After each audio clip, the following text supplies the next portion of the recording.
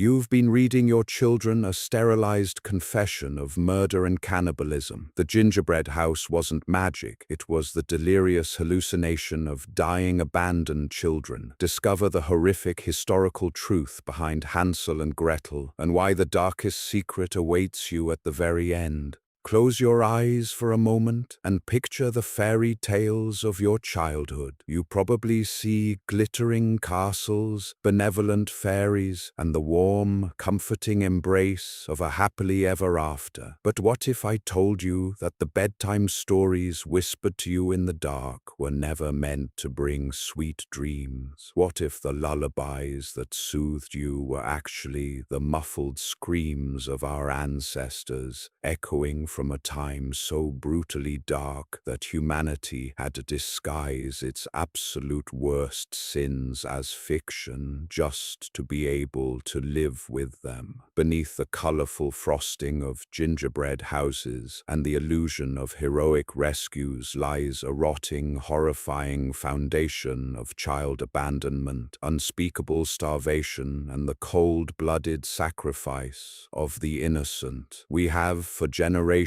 been reading our children the sanitized logs of historical crime scenes. Myth Eryndor welcomes you to the shadows of our past. If you are brave enough to peel back the veil of history with me today, please subscribe to the channel. Your subscription is the vital pulse that supports this work, giving us the motivation and drive to continue unearthing these dark, forgotten truths in our future videos. To truly understand these stories, we must violently tear away this comforting modern facade of whimsical magic. When I forced myself to look past the corporate animations and delve into the unadulterated original European texts, I did not find harmless fables meant to lull a child to sleep. I found myself stepping into the freezing, unforgiving mud of a merciless era. Imagine a world where the monsters were not magical beasts lurking in the woods, but the agonizing, gnawing pain in a mother's empty stomach. These narratives were forged in the crucible of unimaginable human suffering. They are the desperate, blood-soaked attempts by a traumatized populace to articulate the psychological horrors of living through total societal collapse, rampant disease, and the kind of biological desperation that drives rational human beings to the unthinkable taboo of cannibalism. Fairy tales are, in reality, the deeply encoded archives of our collective trauma. They are the whispered, desperate warnings passed down through the centuries, begging us to remember what happens when the thin, fragile veneer of civilization is entirely stripped away by the cruel mechanics of survival. I invite you, therefore, to leave the safety of the nursery behind. We are about to embark upon an unflinching descent into historical madness to decipher the blood-stained codes embedded within a story you only thought you knew: Hansel and Gretel. By the time we reach the end of this journey, you will realize that the truth behind the breadcrumbs is far more terrifying and vastly more profound than any nightmare ever conceived. As we step into this descent, our first realization must be that the inciting incident of Hansel and Gretel was not born from the wicked imagination of a storyteller, but from the muddy, rain-soaked nightmare of early 14th century Europe. In the year 1315, the skies opened up and simply refused to close. For nearly 2 years, a relentless, freezing deluge drowned the continent, rotting the seed grain in the soil and transforming the fertile fields into vast, unyielding oceans of mud. This was the dawn of the Great Famine, an apocalyptic event that wiped out millions and fundamentally shattered the moral compass of the medieval world. When I try to place myself in the shoes of the peasantry from that era, the sheer psychological weight is suffocating. Imagine watching your crops dissolve into black sludge, knowing with absolute certainty that winter is approaching and there is absolutely nothing left in the larder. The parents of this era were not the cartoonish villains we see in modern picture books. They were broken, terrified human beings watching their children slowly wither away into skeletal ghosts. The abandonment in the forest was not an act of spontaneous cruelty, but a calculated, agonizing act of triage. When a family is trapped in the grip of terminal starvation, the biological imperative to survive ruthlessly overrides the instinct to protect. Leaving children in the deep woods was a horrific, silent agreement made in the dead of night. It was an execution disguised as an expedition. Parents led their offspring into the dense, impenetrable darkness of the forests, hoping the elements or the wolves would grant them a quicker, more merciful end than the prolonged torture of starving to death by a barren hearth. Every time I read the passage where the father leaves his children by the fire and sneaks away, my chest tightens, because that fire was not a beacon of warmth. It was a coward's distraction. It was the ultimate betrayal of the parental pact born from a world where morality had become an unaffordable luxury. The forest in these tales represents the absolute void of civilization. It is the lawless, terrifying expanse where the rules of humanity no longer apply. The breadcrumbs that Hansel drops are the ultimate tragedy of the human spirit. They are the desperate, fragile hope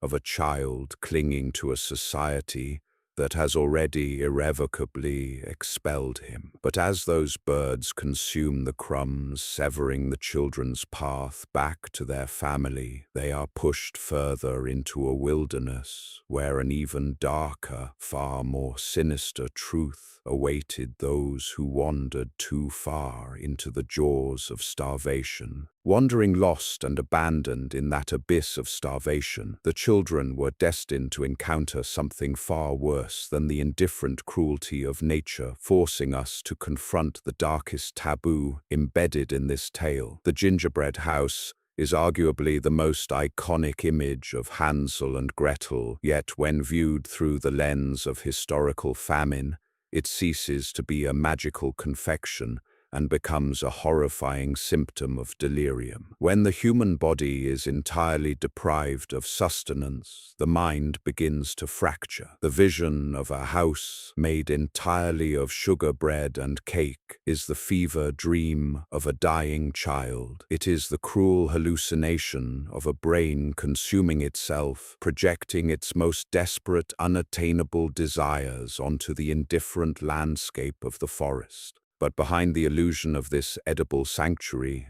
lurks the witch, a character who embodies the absolute collapse of human morality in the face of imminent death. The witch is not a supernatural entity wielding dark magic. She is the chilling personification of human cannibalism. Historical records from the Great Famine are stained with accounts of the unthinkable, of grave robbing of the destitute, trading their children, and of people consuming the flesh of the dead to survive the winters. The witch luring children into her home to fatten them up is a direct, unfiltered translation of this biological desperation. It is a mirror held up to a society that was literally devouring its own future to sustain its present. When I analyze the witch's behavior, her blindness, and her obsessive checking of Hansel's finger, I do not see a magical crone. I see a paranoid, starving predator whose humanity has been completely eroded by hunger. The horror of the witch is that she is a twisted, grotesque reflection of the mother figure. The biological mother abandoned the children because she had no food, and the witch accepts them solely because they are the food. She represents the terrifying reality that when the social contract disintegrates the most vulnerable members of society, the children become nothing more than commodities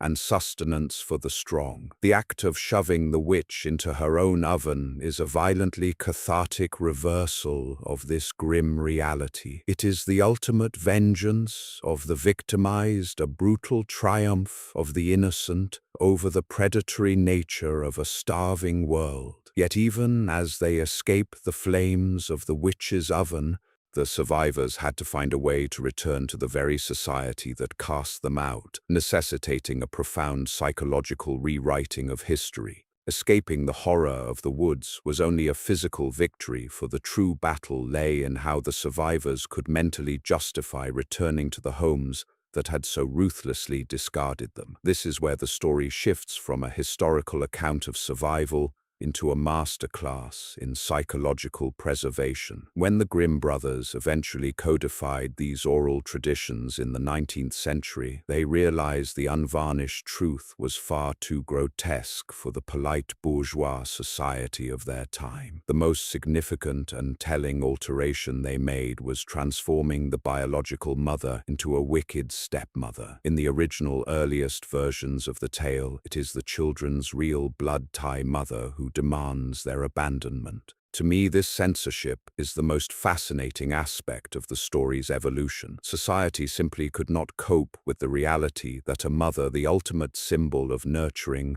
and unconditional love, could look at her starving children and choose her own survival over theirs. By introducing the wicked stepmother, the story keepers created a psychological shield. It allowed the audience to externalize the blame. The biological father is portrayed as weak and easily manipulated rather than actively malicious, ensuring that the patriarchy remained structurally intact and forgivable. The story forces a staggering cognitive dissonance upon us. We are asked to forgive the father who led them to their deaths simply because he wept while doing it. Furthermore, the climax of the story, where Hansel and Gretel return home laden with the dead witch's jewels, is the ultimate trauma response. The jewels are a fictional restitution. They represent the wealth and security that the peasantry could only dream of. The children purchase their right to return to their family by bringing immense wealth, retroactively justifying the trauma they endured. The wicked stepmother conveniently dies during their absence, effectively removing the instigator of their misery and allowing the broken family to reunite without addressing the elephant in the room. This happily ever after is arguably the darkest part of the tale. It implies that love and family are conditional, completely dependent on the presence of resources. The story was told and retold not to entertain but to absolve the guilt of an entire generation of adults who had done the unthinkable, and to serve as a morbid instruction manual for the children, teaching them that their value was inextricably tied to their utility in a brutally unforgiving world. Having dissected the grim mechanics of this historical trauma, we are left to grapple with why these blood-stained narratives continue to echo through our modern consciousness. We no longer live in a world where a failed harvest means we must leave our children in the woods to die, yet we compulsively keep passing the story of Hansel and Gretel down to every new generation. I believe it is because, on a deep instinctual level, the genetic memory of starvation and scarcity still haunts our DNA. We are the direct descendants of the ones who survived the famines, the ones who made the impossible choices, the ones who walked out of the woods. Looking at this fairy tale through adult eyes fundamentally changes how I view human history. It strips away the romanticism and leaves a raw, aching respect for the sheer tenacity of our ancestors. The story of Hansel and Gretel is a monument to human resilience. It is a testament to the mind's incredible ability to take the most horrific, soul-crushing realities and weave them into fables, effectively burying the trauma under layers of metaphor so that society could keep functioning. We paint the witch green, we make the house out of gingerbread, and we add a magical duck to carry the children across the water, all because looking directly at the blinding truth of our own historical savagery would break us. But as we conclude this journey today, I want you to remember that ignoring the shadows does not make them disappear. Acknowledging the true origins of these tales does not ruin the magic of childhood. Rather, it elevates these stories from simple nursery rhymes into profound, sacred historical documents. They are the voices of the voiceless, the ghosts of the forgotten children, whispering to us through the centuries, begging us to appreciate the fragile warmth of our hearths and the abundance on our tables. We read them to remember the dark so that we might better fiercely guard the light. Thank you for joining me in the shadows of myth Eryndor today. If this descent into our shared historical psyche has moved you, please leave a comment sharing your thoughts and ensure you are subscribed. Until next time, keep your fires burning bright and never forget the true cost of our happily ever after. Conclusion. The true narrative of Hansel and Gretel is far removed from the sugar-coated nursery rhymes of modern childhood. It is a harrowing historical archive of human desperation. Born from the unforgiving mud of the Great Famine of 1315, this tale immortalizes a period when the absolute deprivation of resources forced humanity into unthinkable moral collapses. The Wicked Witch and the Gingerbread House are not products of dark magic, but rather manifestations of starvation-induced delirium and the horrifying reality of survival cannibalism. To cope with the trauma of parents abandoning their young society, sanitized the horror over centuries. They replaced biological mothers with wicked stepmothers and invented magical riches to justify conditional love and fractured family reunifications. By examining this story through an unfiltered historical lens, we uncover a masterclass in psychological preservation.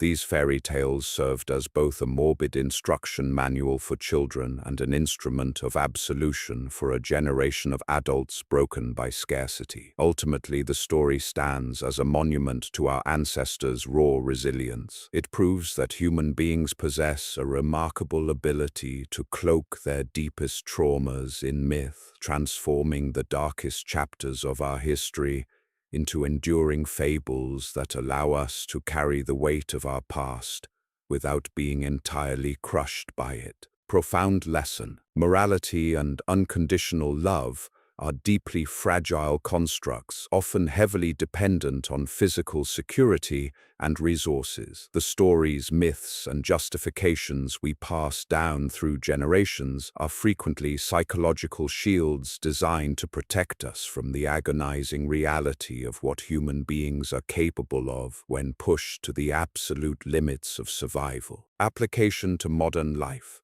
We must cultivate a profound daily gratitude for the abundant shelter and security we currently possess, recognizing that these are historical anomalies rather than guarantees. Instead of taking our comforts for granted, we should use this awareness to foster deep empathy for those in our modern world who are still experiencing severe scarcity or crisis, understanding that extreme desperation alters human behavior. Furthermore, we must consciously evaluate the social contracts within our own homes. We must strive to ensure our love and support for our children and family members remain truly unconditional, actively rejecting the dark historical instinct that ties a person's worth to their financial utility or the resources they can provide. A question for you. Which classic fairy tale or childhood story do you think holds the darkest hidden historical truth? Please take a moment to share your thoughts in the comment section below so our community can read and discuss your perspective. If you found this deep dive meaningful, please hit the subscribe button to support the channel. Your engagement gives us the motivation to keep uncovering the fascinating hidden histories behind the stories we thought we knew.